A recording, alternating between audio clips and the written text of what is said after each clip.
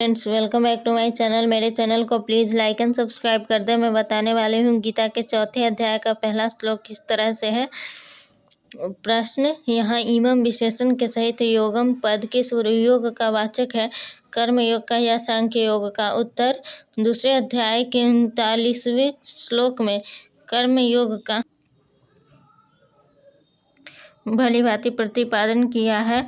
इसके बाद तीसरे अध्याय में अर्जुन के पूछने पर कर्म करने की आवश्यकता में बहुत सी युक्तियां बतलाकर 30वें श्लोक में उन्हें भक्ति सहित कर्म योग के अनुसार युद्ध करने के लिए आज्ञा दी और इस कर्म योग में मन को वश में करना बहुत आवश्यक समझकर अध्याय के अंत में भी बुद्धि द्वारा मन को वश में करके काम रूप शत्रु को मारने के लिए कहा। इससे मालूम होता है कि तीसरे अध्याय के अंत तक प्रायः कर्मयोग ही अंग प्रत्यंगों सहित प्रतिपादन किया गया है और इमम पद जिसका प्रकरण चल रहा हो उसी का वाचक होना चाहिए। अतएव यह समझना चाहिए कि यहाँ इमम विशेषण के साथ योगम पद कर्मयोग का ही वाचक है।